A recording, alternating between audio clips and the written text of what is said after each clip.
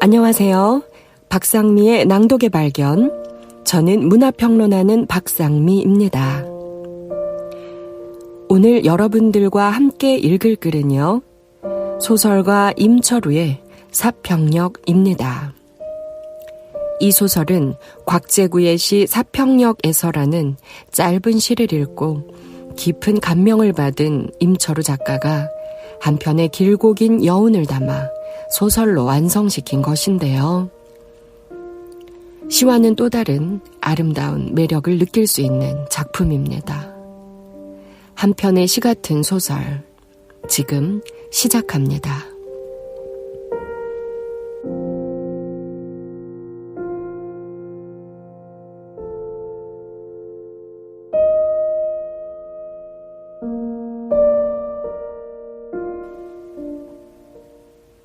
내면 깊숙이 할 말들은 가득해도 청색의 손바닥을 불빛 속에 적셔두고 모두들 아무 말도 하지 않았다. 곽재구의 시 사평역에서. 막차는 좀처럼 오지 않았다. 별로 복잡한 내용이랄 것도 없는 장부를 마저 꼼꼼히 확인해 보고 나서야 늙은 역장은 안경을 벗어 책상 위에 놓고 일어선다. 벌써 30분이나 지났군. 출입문 위쪽에 붙은 낡은 벽시계가 8시 15분을 가리키고 있다. 하긴 뭐 벌써라는 말을 쓰는 것도 새삼스럽다고 그는 고쳐 생각한다. 이렇게 작은 산골 간이역에서 제 시간에 정확히 도착하는 완행열차를 보기가 그리 쉬운 일은 아님을 익히 알고 있는 탓이다. 더구나 오늘은 눈까지 내리고 있지 않은가. 역장은 손바닥을 비비며 창가로 다가가더니 유리창 너머로 무심히 시선을 던진다. 건널목 옆 외눈박이 수은등이 껑충하게 서서 홀로 눈을 맞으며 희뿌연 얼굴로 땅바닥을 내려다보고 있다. 송이눈이다. 갓난아이의 주먹만한 눈송이들은 어둠 저편에 까맣게 숨어있다가 느닷없이 수은등의 불빛 속에 뛰어들어오면서 뚱그렇게 놀란 표정을 재지우지 못한 채 땅바닥으로 곤두박질치고 있다. 굉장한 눈이다. 바람도 그리 없는데 눈발이 비스듬히 비껴 날리고 있다. 늙은 역장은 조금은 근심스런 기색으로 유리창에 얼굴을 바짝 대어본다. 하지만 콧김이 먼저 재빠르게 유리창에 달라붙어 뿌연 물방울을 만들었기 때문에 소매로 훔쳐내야 했다. 철길은 아직까지는 이상이 없었다. 그는 두 줄기 레일이 두툼한 눈을 뒤집어 쓴 채 멀리 뻗어나간 쪽을 바라본다. 낮엔 철길이 저만치 산모퉁이를 돌아가는 모습까지 뚜렷이 보였다. 봄날 몸을 푼 강물이 흐르듯 반원을 그리며 유유히 산모퉁이를 돌아 사라지는 철길의 끝을 보고 있노라면 마치도 모든 걸 다 마치고 평온하게 죽음을 맞이하는 어느 노년의 모습처럼 그것은 퍽이나 안온하고 평화로운 느낌을 주곤 하는 것이다. 하지만 지금 철길은 훨씬 앞당겨져서 끝나 있다. 수은등 불빛이 약해지는 부분에서부터 차츰 희미해져 가다가 이윽고 흐물흐물 녹아버렸는가 싶게 철길은 더 이상 볼 수가 없다. 그 저편은 칠흑 같은 어둠이다. 어둠에 삼키워져 버린 철길의 끝이 오늘 밤은 까닭 없이 늙은 역장의 가슴 한구석을 썰렁하게 만든다.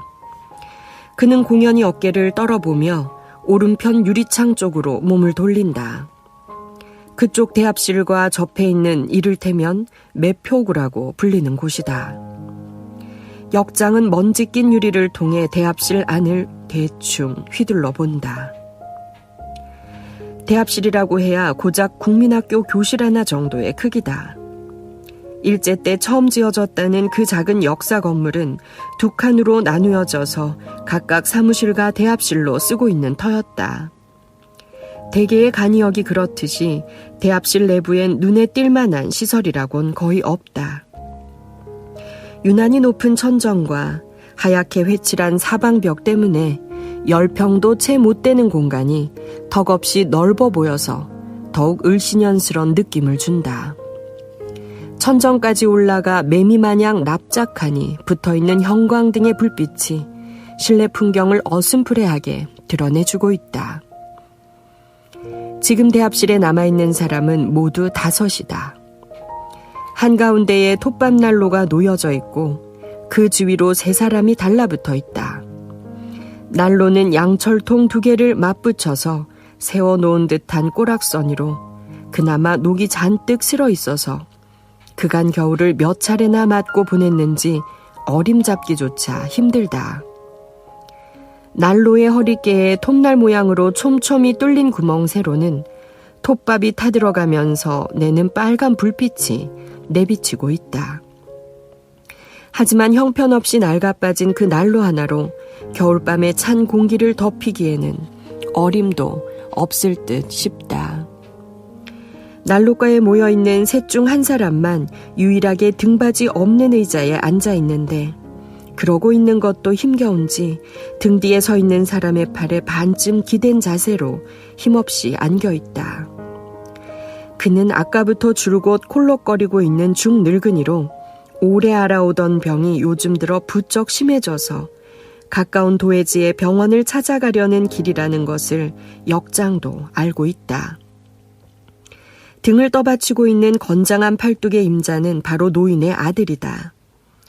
대합실에 있는 5사람 가운데에서 그들 2 부자만이 역장에겐 낯익은 인물들이다. 그 곁에서 난로를 등진 채 불을 쬐고 있는 중년의 사내는 처음 보는 얼굴이다. 40은 넘었을까 싶은 사내는 싸구려 털실 모자에 때 묻은 95발을 걸쳐 입었는데 첫눈에도 무척 음울해 보이는 표정을 지니고 있다. 길게 자란 턱수염이며 가무잡잡한 얼굴, 그리고 유난히 번뜩이는 눈빛이 왠지 섬뜩하다.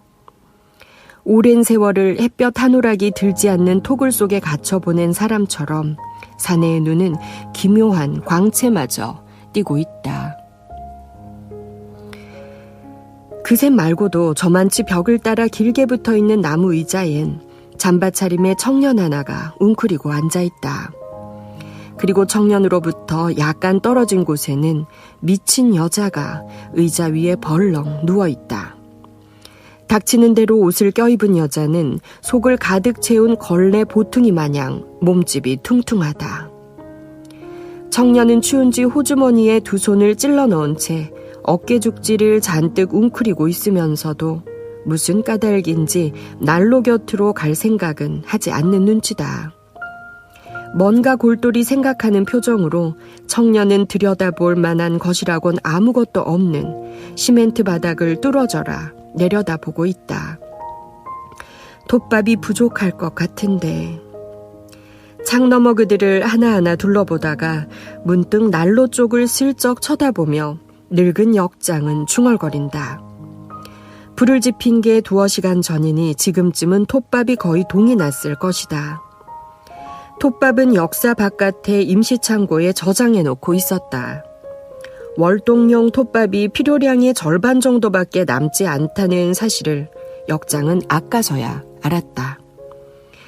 미리미리 충분한 톱밥을 확보해 두는 것은 김씨가 맡은 일이지만 미처 확인하지 못한 자신에게도 책임은 있다고 역장은 생각한다. 역원이라고 해야 역장인 자신까지 앞에 기껏 3명뿐이니 서로 책임을 확실히 구분지을 수 있는 일 따위란 애당초 있을 턱이 없었다. 하필 이날따라 사무원인 장씨는 자리를 비우고 없는 참이었다. 아내의 해산일이라고 어제 아침 고향인 K시로 달려갔으므로 그가 돌아올 때까지는 역장은 김씨와 둘이서 교대로 야근을 해야 할 처지였다. 하지만 톱밥은 우선 당분간 창고에 남아있는 것으로 이럭저럭 견뎌낼 수 있으리라. 대합실 난로는 하루 2차례씩만 피우면 되니까. 역장은 웅크렸던 어깨를 한번 힘차게 펴보기도 하고 두 팔을 앞뒤로 흔들어 보기도 한다. 역시 춥긴 마찬가지다. 그새 손발이 시려오기 시작했으므로 역장은 코를 훌쩍이며 엉금엉금 책상 앞으로 되돌아간다. 그리고는 사무실용으로 쓰고 있는 석유 난로를 마주하고 앉아 손발을 펼쳐 널었다. 아야, 말이다. 이러다가 기차가 영 안 올라는갑다. 아따, 아버님도 참 좀 기다려 보십시다. 설마 온다는 기차가 안 오기나 할랍디요. 아들은 짜증스럽다는 듯이 얼굴도 돌리지 않고 건성 대답한다. 그는 30대 중반의 농부다. 다시 노인이 쿨룩거리기 시작한다. 그때마다 빈약하기 그지없는 가슴팍이 훤히 드러나도록 흔들리고 있다. 아들은 힐끗 노인을 내려다보았으나 이내 고개를 돌리고 난로만 들여다본다. 노인에겐 미안한 일이긴 하나 아들은 모든 게 죄다 짜증스럽다. 벌써 몇 달째 끌어온 노인의 병도 그렇고 하필이면 이런 날, 그것도 밤중에 눈까지 펑펑 쏟아져 내리는데 기차를 타야 한다는 일도 그렇다. 그 모두가 노인의 괴팍한 성깔 탓이라는 생각이 들자 그는 버럭 소리라도 질러주고 싶은 심정이다. 아들이 전에도 여러 번 읍내병원에 가보자고 했지만 막무가내로 고집을 피우며 죽더라도 그냥 집에서 죽겠노라던 노인이 난데없게도 이날 점심 나절에는 스스로 먼저 병원에 가자면서 나선 것이었다. 소피에 혈이 반이 넘게 섞여 나온다는 거였다. 부랴부랴 차비를 꾸리고 나니 이번엔 하루 2차례씩 왕래하는 버스는 멀미 때문에 절대로 타지 않겠다며 노인은 한사코 역으로 가자고 우겼다. 이놈아, 병원에 닿기도 전에 내 죽는 꼴을 보려고 그러냐? 놔라. 싫으면 나 혼자라도 갈란다. 어찌나 엄살을 떠는 통에 할 수 없이 노인을 등에 업고 나오긴 했는데 그나마 일이 안 되려니까 기차마저 감감무소식이었다. 빌어먹을 놈의 기차가. 농부는 문득 치밀어 오르는 욕짓거리를 황황히 깨물며 지레 놀라 노인의 눈치를 살핀다. 다행히 눈곱 낀 노인의 눈은 아까처럼 질끈 닫혀져 있다. 아들은 고통으로 짙게 고랑을 파고 있는 노인의 추한 얼굴을 내려다보고는 약간 죄스러운 마음이 든다. 이거 내가 무슨 짓이다냐. 죄 받는다. 죄 받어. 노인이 또 쿨룩쿨룩 기침을 토해낸다. 가슴 밑바닥을 쇠갈키로 긁어내는 듯한 고통스런 기침소리. 그들 부자 곁에 서서 등을 돌린 난로의 불길을 쬐고 있는 중년 사내가 자지러지는 기침소리를 들을 때마다 깜짝깜짝 놀라는 신용을 한다. 기침소리를 들으면 사내에겐 불현듯 떠오르는 얼굴이 하나 있다. 감방장인 늙은 허씨다. 고질인 해소병으로 맨날 골골거리던 허씨는 그것이 감방에 들어와 얻은 병이라고 했다. 난리 후에 사상범으로 잡혀 무기형을 받은 허씨는 27살부터 시작한 교도소 생활이 벌써 25년에 이르고 있었지만 언제나 갓 들어온 신참마냥 말도 없고 어리숙해 배는 사람이었다. 자네 운이 좋은 걸세. 쿨룩쿨룩. 나가면 혹 우리 집에 한번 들러봐 줄라나? 이거 원 소식이 끊긴 지가 하도 오래되나서 죽었는지 살았는지. 사내가 출감하던 날 허씨는 고참 무기수답지 않게 눈물까지 글썽이며 사내의 손을 오래오래 잡고 있었다. 사내는 저만치 유리창 밖으로 들이치는 눈발 속에서 희끗희끗한 허씨의 머리카락이며 움푹 패어들어간 눈자위를 기억해내고 있었다. 아마 지금쯤 그곳은 잠자리에 들 시간일 것이다. 젓가락을 꼽아놓은 듯한 을씨년스런 창살 너머로 이 밤 거기에도 눈이 오고 있을까. 섬뜩한 탐조등의 불빛이 끊임없이 어둠을 면도질해대고 있을 교도소의 밤이 내리에 떠오른다. 사내의 눈빛은 불현듯 그윽하게 가라앉고 있다. 그곳엔 사내의 잃어버린 12해 동안의 세월이 남아있었다. 이렇듯 멀리 떨어져서도 그 모든 것을 눈앞에 훤히 그려낼 수 있을 만큼 어느덧 사내는 이미 그 생활의 일부가 되어 있었다. 출감한 지 며칠이 지났건만 사내는 감방 밖에서 보낸 그간의 시간이 오히려 꿈처럼 현실감이 없다. 푸른 옷과 잿빛의 벽, 구린내 나는 밤냄새, 땀냄새, 복도를 걷는 간수의 구둣발소리, 쩔그렁대는 쇳소리, 그런 모든 익숙한 색깔과 촉감, 냄새, 소리, 그리고 언제나 똑같이 반복되는 일과 그것들이 벼랑간 그에게서 떨어져 나가버리고 대신에 전혀 생소한 또 다른 사물들의 질서가 사내에게 일방적으로 떠맡겨진 거였다. 그 새로운 모든 것들은 다만 사내를 당혹감에 빠뜨리고 거북하게 만들 뿐이었다. 그 때문에 사내는 출감 후부터 자꾸만 무엇인가 대단히 커다란 것을 빼앗겼다는 느낌을 감출 수가 없었다. 감방 안에서 사내는 손바닥 안에 움켜진 모래알이 빠져나가듯 할 일 없이 축소되어 가고 있는 자기 몫의 삶의 부피를 안타깝게 저울질해 보곤 했었다. 하지만 기이한 일이다.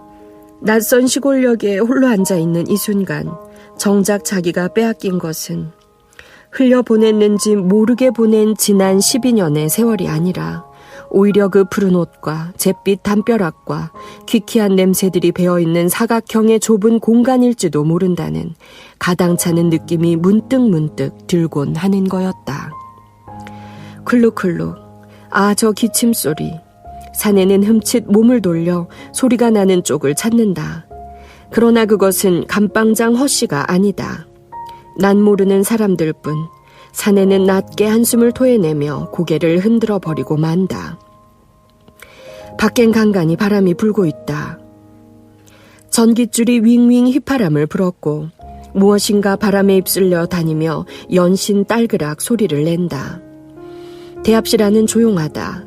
산골짜기를 돌아 달려온 바람이 역사 건물을 지나칠 때마다 유리창이 덜그럭거리고 이따금 난로 속에서 톱밥이 톡톡 튀어오를 뿐 사람들은 아무도 입을 열지 않는다. 저만치 혼자 쭈그려 앉은 청년은 줄곧 창밖의 바람소리를 헤아리고 있던 참이다. 이윽고 청년은 의자에서 몸을 일으킨다. 딱딱한 나무 의자로부터 스며오는 한기로 엉덩이가 시리다. 창가로 다가가다 말고 그는 문득 누워있는 미친 여자 쪽을 근심스레 살핀다. 여자는 새우등을 하고 모로 누웠는데 얼핏 시체가 아닌가 싶을 만큼 미동조차 없다. 세상에 이렇게 추운 곳에서 그런 지경에도 사람이 잠들 수 있다는 사실이 청년은 도대체 믿기지 않는 모양이다. 여자에게서는 가느다란 숨소리만 이따금 새어나오고 있다. 청년은 다시 유리창 밖을 내다본다. 밤새 오려는가? 송이눈이 쏟아져 내리고 있다. 대합실 안에서 새어나간 불빛이 유리창 가까운 창바닥 위에 수북하게 쌓인 눈을 비추고 있다. 하얗게 쏟아지는 눈발을 망연히 바라보며 청년은 그것이 무수한 나빗대 같다고 생각한다. 그래, 나빗대야. 활활 타오르는 불길 속으로 밤이 되면 미친 듯 날아들어와 비명조차 지르지 못하고 타 죽어가는 수많은 흰 나빗대들. 밤새 시골 간이역에 눈은 내릴 모양입니다. 톱밥난로 근처에 모여 앉은 막차를 기다리는 이 사람들, 각자 어떤 사연을 가슴에 품고 있을까요? 다음 시간에 이들의 사연을 계속해서 들여다보겠습니다.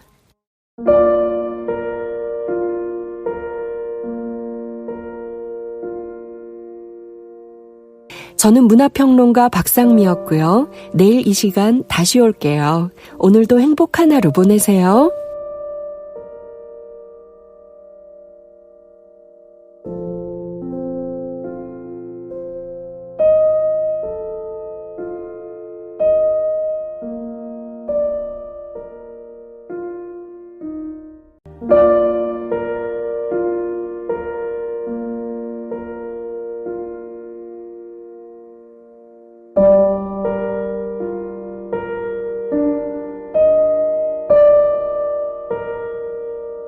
안녕하세요. 박상미의 낭독의 발견.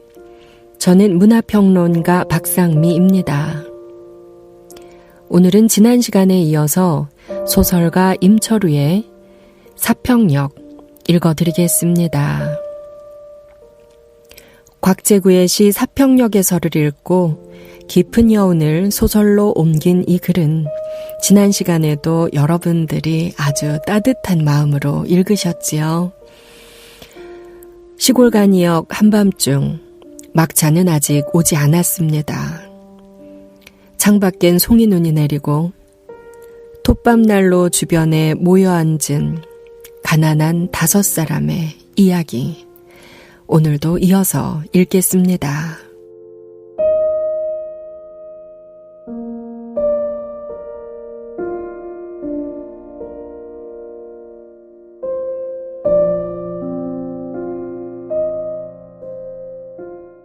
그는 대학생이다. 아니, 정확히 말하면 그건 보름 전까지의 이야기다. 청년은 아직도 저고리 안주머니에 학생증을 지니고 있긴 하지만 앞으로 그것을 사용해 볼 기회는 영영 없을지도 모른다.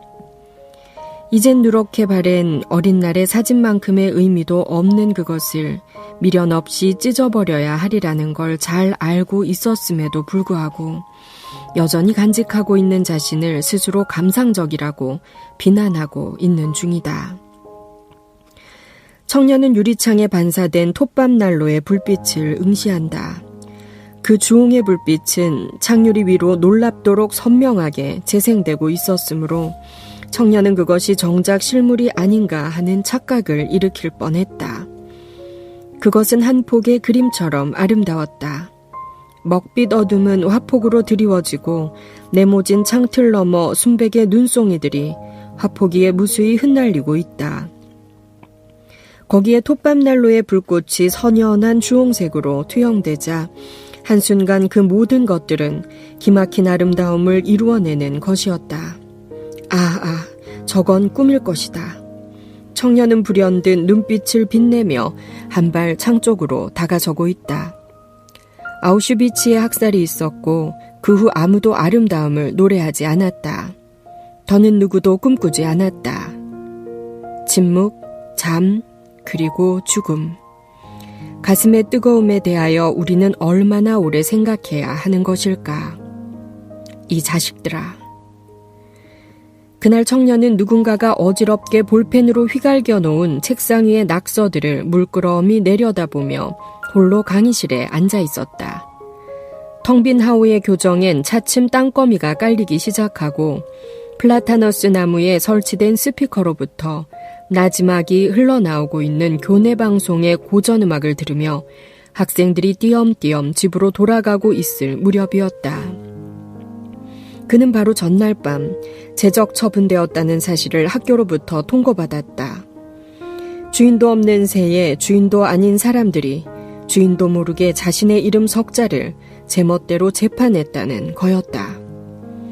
이튿날 조간신문 기퉁이에서 제 이름을 찾아냈을 때 그는 한동안 자신과 기사 속의 그 이름과의 정확한 관계를 찾아내려 애를 썼다. 끝내 실감이 나지 않아서 여느 때 하듯 귀퉁이가 쭈그러진 책가방을 챙겨들고 쭈뼛쭈뼛 강의실에 들어서자마자 친구들은 너도 나도 그를 애워쌌다. 아침부터 학교 뒤 막걸리집으로 끌고 가 술을 퍼먹이던 녀석들 중 몇은 저쪽에서 먼저 찔찔 짜기도 했다. 하는 데까진 해봤네만 나로서도 어쩔 수가 없었네. 자네 볼 면목이 없구먼. 지도교수는 짐진 눈물겨운 표정으로 그의 손을 덥석 잡아주었다. 괜찮습니다. 모두들 돌아가버린 텅 빈 강의실은 관속처럼 고요했다. 창틈으로 비껴들어온 일몰의 잔광이 소리 없이 부유하는 무수한 먼지의 입자를 하나하나 허공으로 떠올리고 있었다. 마치 덜 지운 칠판의 글자들, 분필가루 냄새, 휴식 중인 군대의 대오마냥 흐트러져 있는 책상들, 강의실 바닥의 얼룩.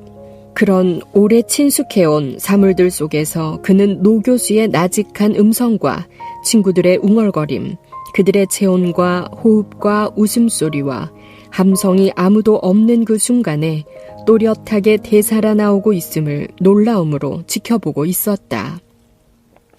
그리고 3년 동안이나 자신을 그 한 부분으로 포함시켜왔던 친숙한 이름들로부터 되간절 그것이 그를 억지로 떼어내려 하고 있는 것인가에 대해 오래오래 생각했다. 그러나 끝내 알 수가 없었다.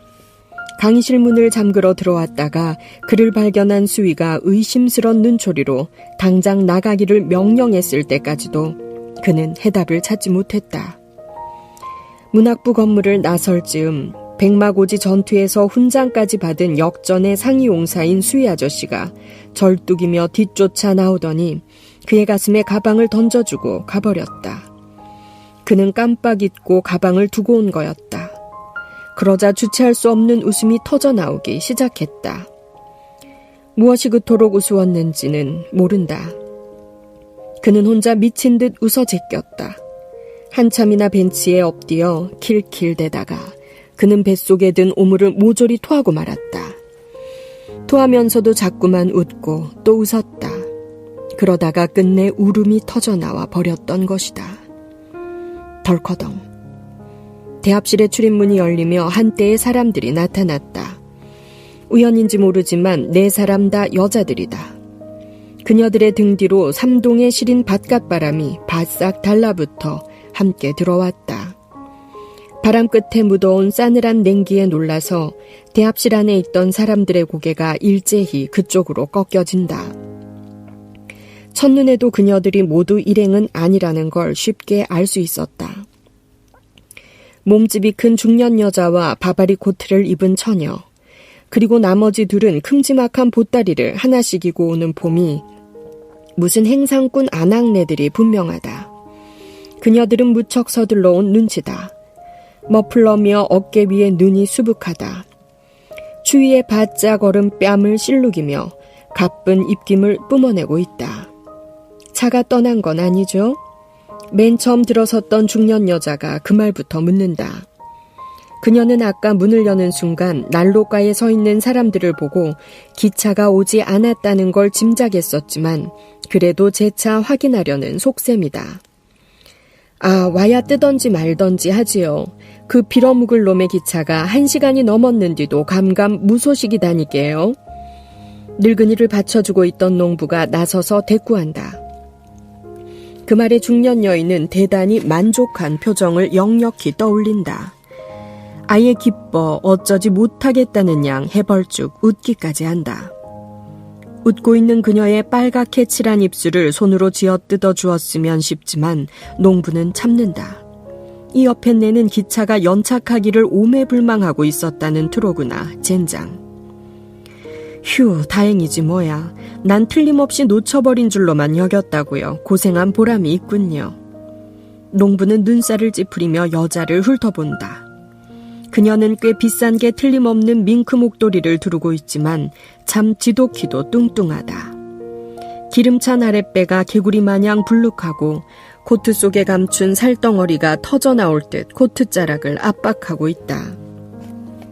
농부는 여인의 무릎에 여기저기 짓이겨진 눈을 훔쳐보며 저렇듯 둔하고 커다란 몸뚱이가 눈밭에 미끄러져 뒹굴었을 때 얼마나 거창한 소리가 났을까 하고 상상해보는 걸로 화풀이를 대신한다. 처녀는 머리에서 눈을 털어내고 있고 행상꾼 아낙네들은 보따리를 내려놓은 다음 난로로 달려와 한 자리씩 차지했다. 그러다가 뚱뚱보 중년 여자가 표를 사기 위해 매표구 쪽으로 가는 눈치였으므로 나머지 3 여자도 어정어정 그녀를 따라간다. 여보세요, 기차 아직 안 왔다면서요. 뚱뚱보가 매표구 유리창을 두드리며 뻔한 질문을 안으로 쑤셔박아 넣었을 때 늙은 역장은 벌써 차표를 준비하고 있는 참이다. 예, 조금만 기다리십시오. 곧 올 겁니다. 역장은 표를 넉 장 팔았다. 처녀와 중년 여인은 서울행이고 아낙네들은 읍내까지 가는 모양이다. 그녀들이 다시 난로 쪽으로 달려가고 나자 역장은 대합실을 넘겨다보며 오늘 막차는 뜻밖의 손님이 많은 편이라고 생각한다. 대합실에 있는 9명 가운데서 표를 산 사람은 8비다. 의자 위에서 웅크린 채 잠들어 있는 미친 여자는 늘 공짜 승객이기 때문이다. 9시 5분 전이다. 역장은 암만 해도 톱밥을 더 가져다 주어야 하리라고 여기며 장갑을 찾아 끼고 일어선다. 난로를 에워싸고 있는 사람은 어느덧 7으로 불어났다. 늦게 나타난 것이 무슨 특권인 양 여자들은 비좁은 틈을 비집고 들어와 각기 섭섭지 않게 공간을 확보했다. 그 통의 중년 사내는 연통 뒤편으로 밀려나고 말았다. 청년은 아직도 저만치 창가에 서 있고 미친 여자는 죽은 듯 움직이지 않는다. 한동안 여자들은 추위 속을 걸어온 끝에 마침내 불길을 쬐 수 있게 되었다는 사실에 감격해서 한마디씩 호들갑을 떨기 시작한다. 덕분에 푹 가라앉아 있던 대합실이 부쩍 활기를 띠는 것 같다. 영락없이 난 얼어 죽는 줄 알았다는게 발톱이 다 빠질 것 같더라고 금매. 그랑께네 뭐라고 그럽디요. 눈 오는 날은 일찌감치 기차 탈 염을 해야 된다고라우. 쌀래기만 조금 쏟아져도 버스가 망월째를 못 넘어간단께요. 글씨 자네 말을 들을 것인디 무담시 그놈의 버스 기다리느라고 생고생만 했네 그랴. 아낙네들은 목청도 크다. 그녀들의 목소리가 대합실 사방벽을 쨍쨍 울리며 튕겨다닌다. 그녀들은 눈에 길이 막혀 버스가 오지 못한다는 걸 늦게야 전해 듣고는 을에 지각하기 일수인 완행열차를 혹시나 탈 수 있을까 하고 역까지 허겁지겁 달려나온 참이었다. 어머 안심하긴 아직 일러요. 혹시 누가 알아요? 기차도 와봐야 오는가 보다 하지. 뚱뚱이 여자가 말했을 때 아낙네들은 문득 멀뚱한 얼굴로 그녀를 쳐다본다. 하지만 둘 중 누구도 그 말을 선뜻 받지 못한다. 눈부시게 흰 밍크 목도리와 값비싼 코트를 걸친 여자의 반질반질한 서울말씨가 그녀들을 주저하게 했을 것이다. 무엇보다도 그녀가 난로 가까이 바로 그녀들의 코앞에 보란듯이 펼쳐놓은 손. 비록 과도한 영양 섭취 탓으로 뭉툭하게 살이 쪄서 예쁘지는 않지만 그래도 뽀얗게 살집이 고운 그 손가락에 훌륭한 보석 반지가 그것도 2개씩이나 둘리어져 있는 것 때문에 아낙네들은 은근히 기가 질린다. 저 여자는 구정물통에 손 한번 담궈보지 않고 사는 모양인갑네.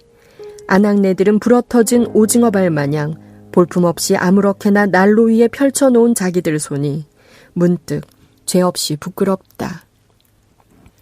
뚱뚱이 서울 여자는 눈치도 빠르다.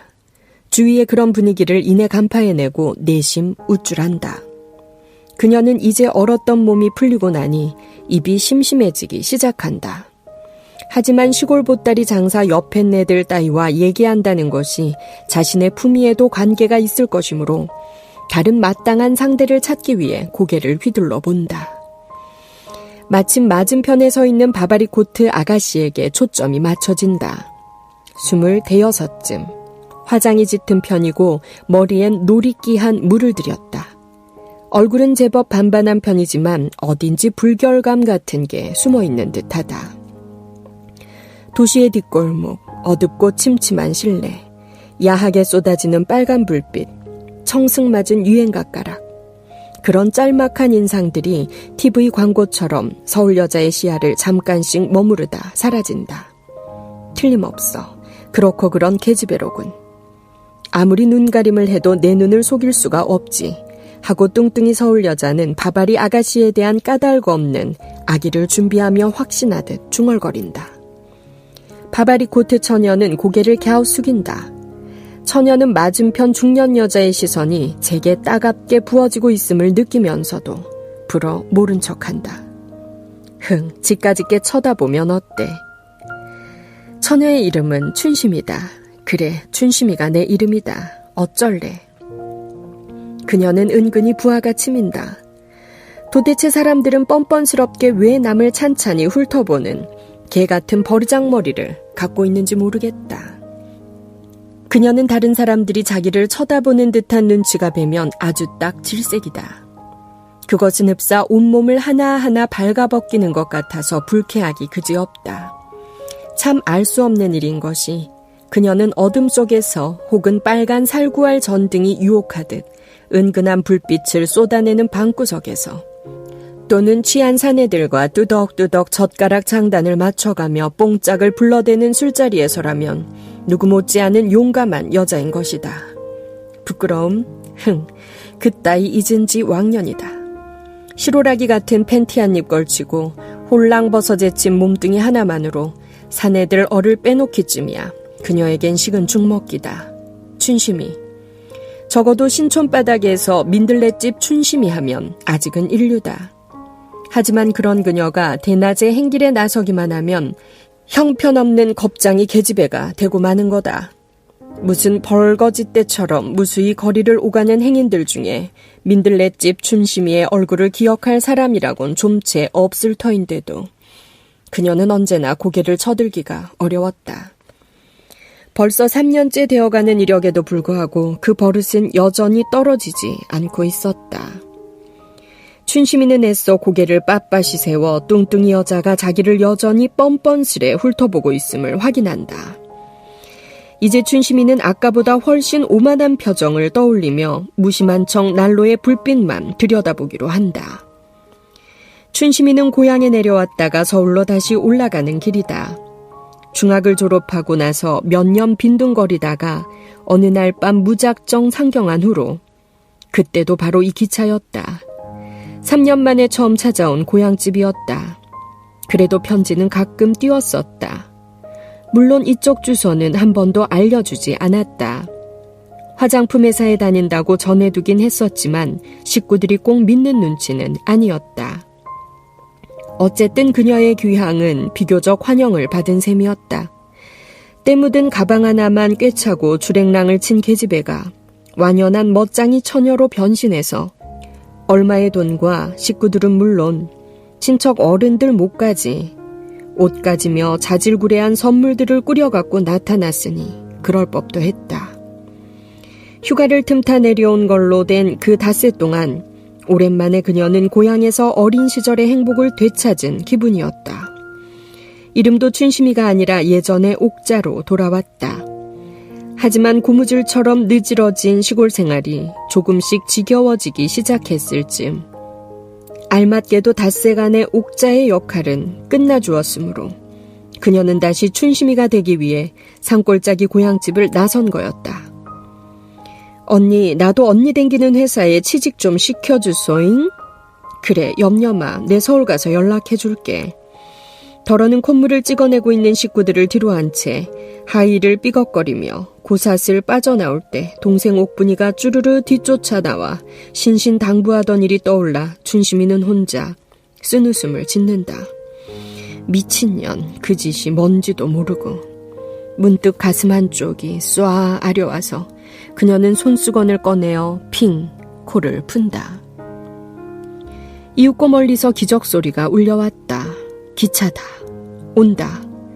행상꾼 아낙네들과 서울 여자가 맨 먼저 짐꾸러미를 챙겨들었고 의자에 앉아 졸고 있는 노인을 황급히 흔들어 깨워 농부가 등에 업었다. 중년 사내와 창가에 혼자 서 있던 대학생도 천천히 몸을 돌려 세운다. 미친 여자마저 그 소란통에 부시시 일어났다. 그들이 문을 열어 제치고 플랫폼 쪽으로 바삐 몰려가고 있을 때 저편 어둠을 질러오는 불빛을 확실히 볼 수 있었다. 하지만 뜻밖의 기차는 속도를 조금도 늦추지 않은 채로 그들을 지나쳐가고 말았다.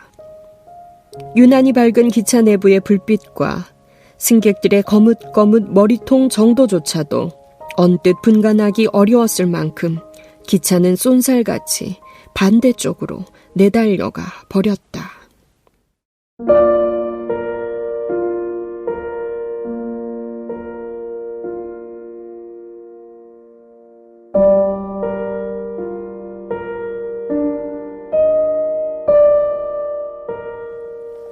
막차는 언제 오는 것일까요?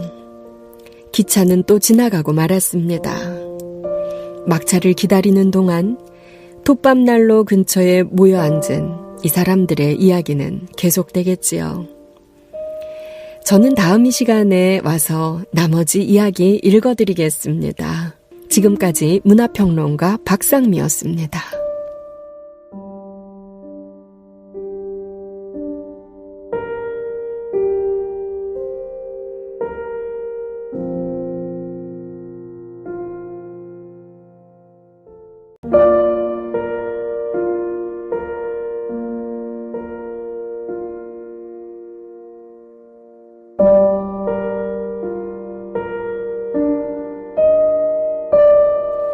안녕하세요. 박상미의 낭독의 발견. 저는 문화평론가 박상미입니다. 우리는 요즘 소설가 임철우의 사평역 함께 읽고 있습니다. 오늘이 3번째 시간인데요. 아직 막차는 오지 않았습니다. 돛밤난로 근처에 모여 앉은 사람들의 이야기, 오늘도 계속 읽어드리겠습니다.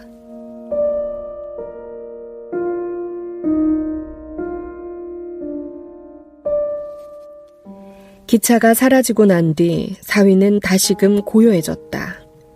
눈발이 하염없이 쏟아지고 있을 뿐 모두가 아까 그대로 남아있다. 달려나왔던 사람들은 한참이나 어안이 벙벙하다.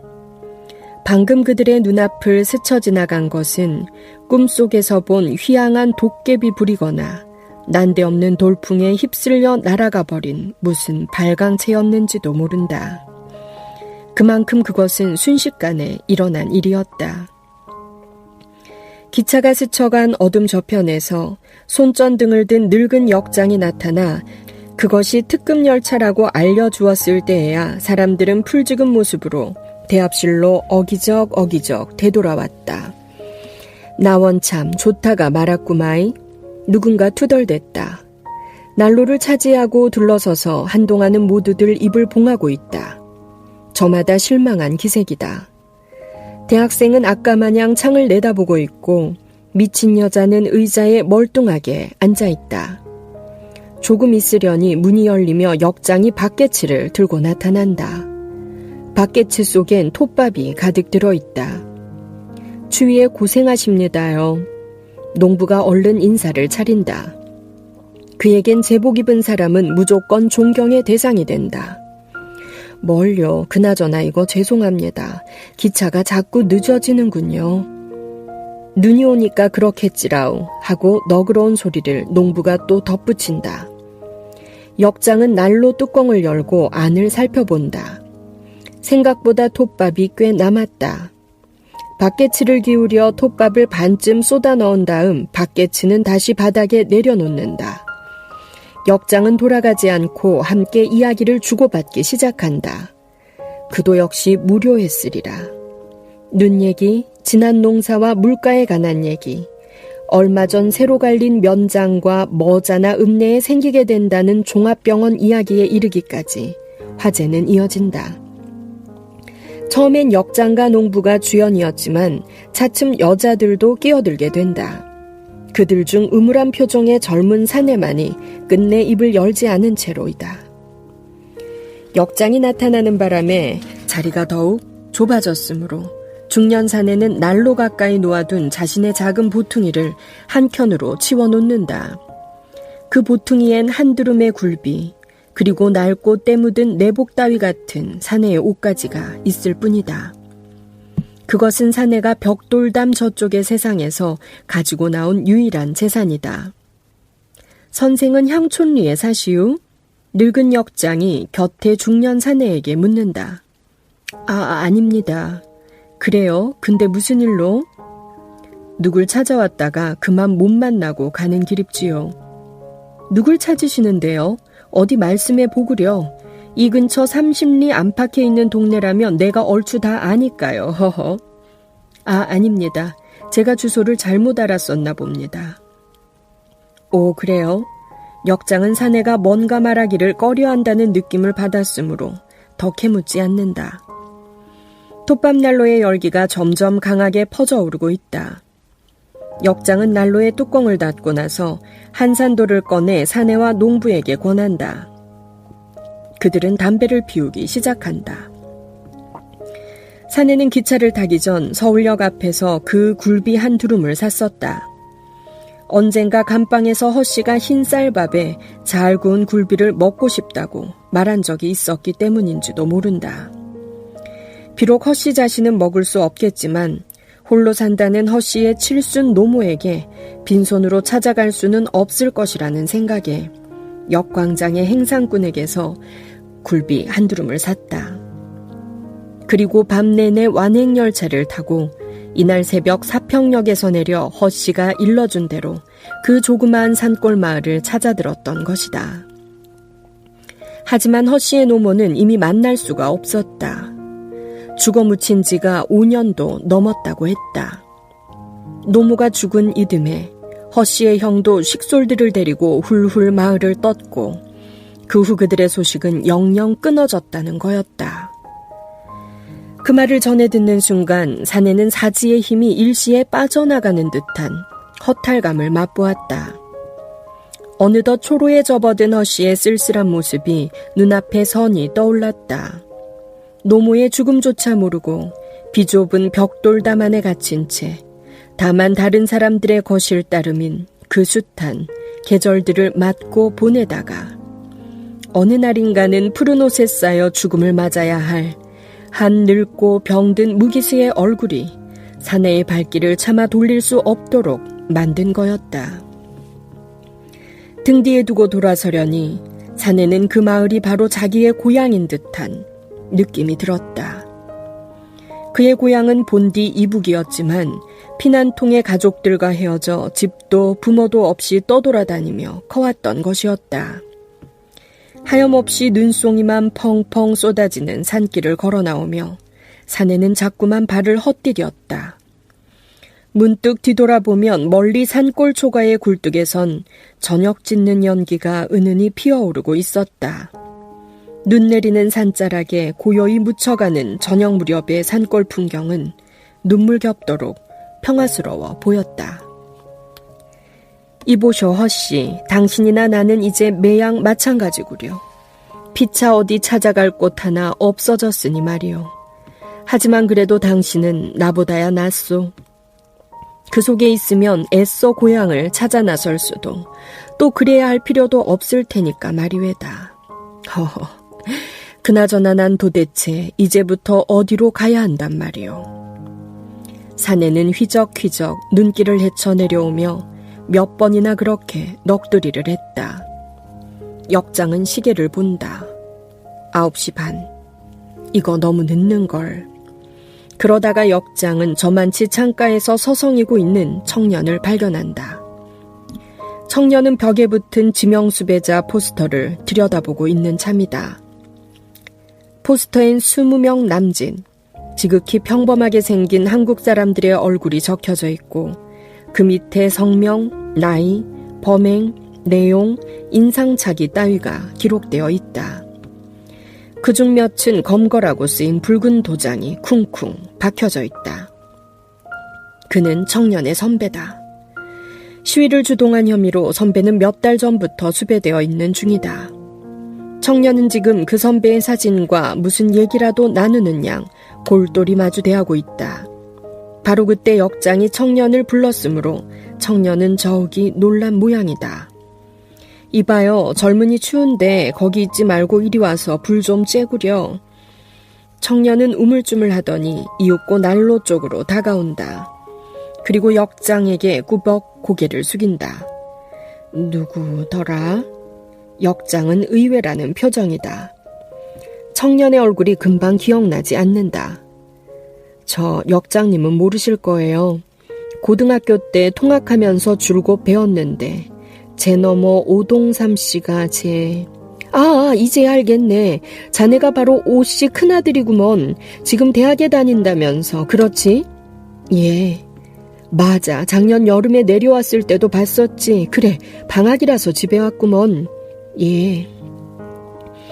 역장은 청년을 새삼 믿음직스러운 듯 바라본다. 역장은 그를 기억해낼 수 있다. 어릴 때부터 남달리 성실하고 착한 학생 같았었다. 여느 애들과는 다르게 생각이 많아 보였고 늘 손에 책이 들리워져 있는 것도 대견스러웠다.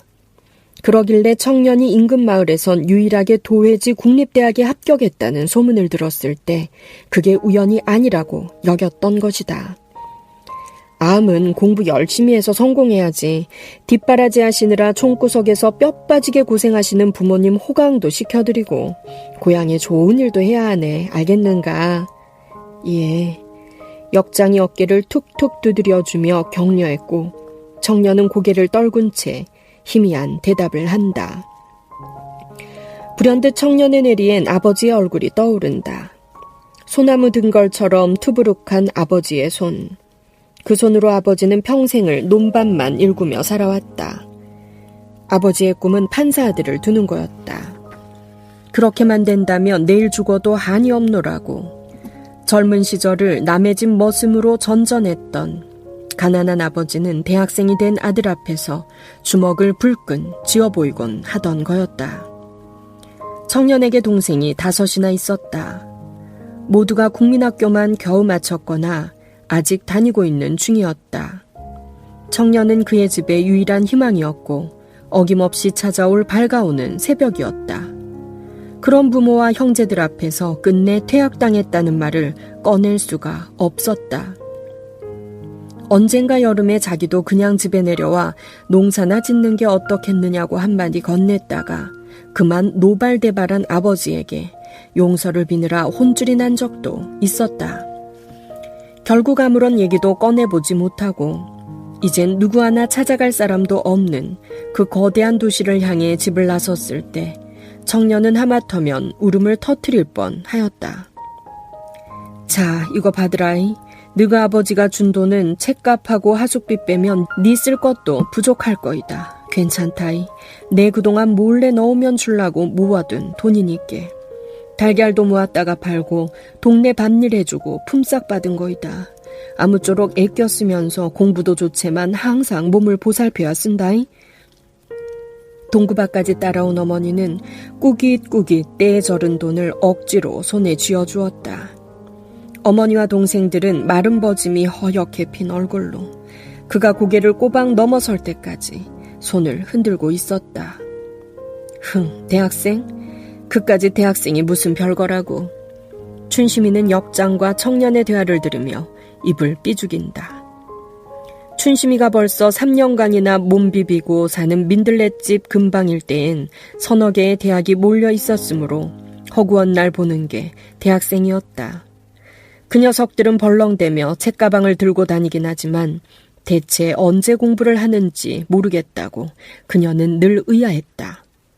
아침이면 교문으로 엄청난 수가 때를 지어 몰려들어갔고 어쩌다 교문 앞을 지나치다 보면 거의 날마다 무슨 운동회다 축제 행사다 해서 교정이 뻑적지근하도록 시끄러웠다.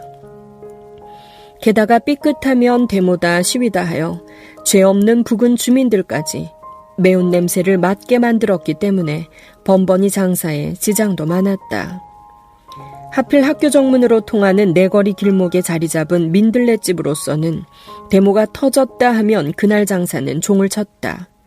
그런 날은 일찌감치 문 닫고 그녀들은 옥상으로 올라가 한여름에도 신라시대 장군들처럼 투구에다 갑옷 차림으로 학교 문 앞을 겹겹이 막고 도열해 있는 사람들을 재미나게 구경하는 거였다. 하교 시간이면 술집들이 빽빽하게 들어차기 시작했다. 무슨 뼈 빠지는 막노동이라도 종일 하고 온 사람 마냥 연락의 술을 퍼마시는 녀석들. 알아듣지도 못할 골치 아픈 얘기 따위나 해대며 괜시리 진지한 척 애쓰는 배부른 녀석들. 그것이 춘심이 내가 생각하는 대학생들이었다. 그러다가 그들은 자정이 넘어서야 곤드레가 되어 더러는 민들레집을 찾아 기어 들어오기도 했는데 가끔 술값이 모자라 이튿날 아침이면 가방을 잡혀두고 허겁지겁 돈 구하러 뛰어나가는 얼빠진 녀석들도 있었다. 그러나 아무리 입을 삐죽여대긴 해도 대학생은 역시 부러운 존재였다.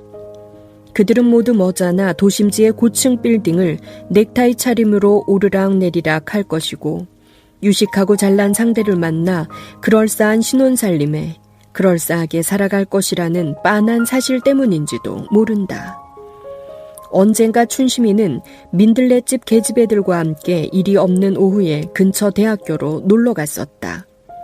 그러나 그녀들은 교문에 들어서기도 전에 수희한테 내쫓김을 당했다. 씨발, 여대생은 얼굴에 무슨 금딱지라도 붙이고 다닌다던? 춘심이는 핫김에 씹고 있던 껌을 교문 돌기둥에 꾹꾹 눌러 붙여놓고 왔었다. 쿨룩쿨룩 노인이 기침을 시작한다. 농부는 노인의 가슴을 크고 볼품없는 손으로 문질러준다. 난로가 달아오르고 있다. 훈훈한 열기가 주위에 서 있는 사람들의 몸을 기분 좋게 적신다. 남자들이 담배를 피우는 모습을 보고 있으려니 여자들은 문득 입안이 허전한가 보다. 아낙네 하나가 보따리에 손을 집어넣고 무엇인가를 찾고 있다.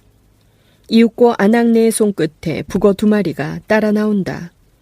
그녀는 그걸 대뜸 난로 위에 얹어 굽더니 북북 찢어내어 사람들에게 골고루 나누어 준다.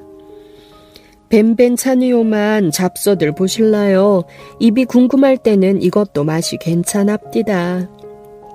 고맙긴 하오만 이렇게 먹어버리면 뭐 남기나 하겠소? 역장이 한 조각 받아들며 말한다. 미칠 때 미치더라도 먹고 싶을 때는 먹어야지라우. 거시기 금강산도 식후갱이라 안 합디요. 히히히. 안악은 제법 유식한 말을 했다는 생각에 스스로 대견해서 익살맞게 이빨을 드러내고 웃는다. 농부와 대학생과 춘심이도 한 오라기씩 입에 넣고 우물거리고 있다. 뚱뚱한 서울 여자는 마지못한 신용으로 그걸 봤더니 행여 더러운 것이라도 묻지 않았나 싶은 듯 손가락 끝에서 요모조모 뜯어보다가 입에 넣었다. 그녀는 여전히 마지못한 표정을 짓고 있었지만 속으로는 그게 생긴 것보다는 맛이 괜찮다고 생각한다. 그러고 보니 그녀는 저녁을 걸은 채였다. 북어를 팔러 다니시는가 보죠? 뚱뚱한 여자는 북어 얻어먹은 걸 반지르르한 서울말로 갚아야겠다는 속셈이다. 북어뿐 아니라 김, 멸치, 미역 같은 해산물도 갖고 다녀라오. 산골이라 해산물이기 해서 그런지 사평에 오면 그런 대로 사주는 편입니다. 저쪽 아주머니도요? 보따리가 꽤 커 보이는데? 아니라오. 나는 옷장사요. 정초도 가까워오고 해서 애들 옷가지랑 노인네 손바지 같은 걸 쪼까 많이 떼워봤는데 이번엔 영 재미를 못 봤소. 3, 4일 전에 다른 옷장사가 먼저 다녀갔다고 하느만요. 오가는 차비 빠지기도 힘들게 대어불었는갑소. 아따 성님도 엄살은 그만큼 팔았으면 됐지 손해는 무슨 손해요. 젊은 안악은 북어 2마리를 더 꺼내어 난로에 얹으며 호들갑을 떤다. 근데 이거 기차도 다 틀린 건 아닌지 모르겠네. 어떡하면 좋지? 이놈의 시골 바닥엔 여간 하나도 안 보이던데 쯧. 서울 여자가 코를 찡그린다. 누구 아는 사람을 찾아오신 게 아닌갑네요. 젊은 안악이 퍽 호의를 보이며 묻는다. 아는 사람이 누가 있겠소. 이런 두매 산골은 눈 째지고 나서 처음 와봤다고요. 말만 들었지 종이 쪽지 하나 들고 찾아와 보니까 이게 모두가 다 그 몹쓸 년 때문이지 뭐야 하려다가 서울 여자는 입을 오므리고 만다. 단무지 마냥 누렇게 뜬 사평댁의 낯빛이 눈에 선하게 떠오른 까닭이다. 뚱뚱이 여자는 이날 아침 버스로 사평에 도착했다. 하지만 사평댁이 사는 마을은 고개를 2이나 넘어야 하는 산골짜기에 있었다. 커다란 몸집을 절구통 옮기듯 씩씩거리며 2시간이나 걸려 마을에 다다랐을 때는 점심나절이 한참 넘어서였다. 그녀는 사평댁을 만나면 머리채부터 휘어잡고 그동안 쌓인 분풀이를 톡톡히 할참으로 벼르고 있었다. 그녀는 서울에서 음식점을 하나 갖고 있었는데 몇 달 전만 해도 사평댁은 주방에서 일을 했었다. 갓 30이 넘은 나이에 성깔도 고와배고 믿을 수 있을 것 같아 그녀는 남다른 신뢰와 애정을 베풀어 주었노라고 지금도 자부하고 있는 터였다. 한데 믿는 멋에 뭐가 핀다더니 바로 그 사평댁에게 가게를 맡기고 단풍놀이를 갔다 돌아와 보니 사평댁은 돈을 챙겨 넣은 채 온다 간다 말도 없이 사라져버리고 없던 거였다. 이상한 건 금고에 돈이 더 있었는데도 없어진 것은 다만 30여만 원 정도였다. 하지만 그녀가 분해하는 것은 없어진 돈 때문만이 아니었다. 세상이 아무리 막대었기로소니 친언니보다도 더 극진히 믿고 위해 주었던 은혜를 사평댁이 감쪽같이 배신했다는 사실이 더욱 분했다. 처음엔 그저 잊어버리고 말지 했으나 생각하면 할수록 부하가 치밀어 올라 급기야는 어설픈 기억을 더듬어 사평댁의 고향으로 이날 쫓아내려온 거였다.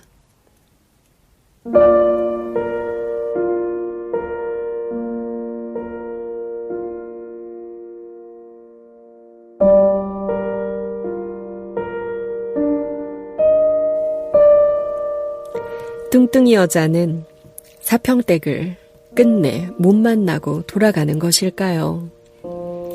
아직 톱밥난로 근처에 모여 앉은 사람들의 이야기는 끝나지 않았습니다. 다음 이 시간 계속해서 이들의 이야기 읽어드릴게요. 우리는 요즘 소설가 임철우의 사평역 함께 읽고 있습니다. 저는 내일 이 시간에 다시 오겠습니다. 문화평론가 박상미였습니다.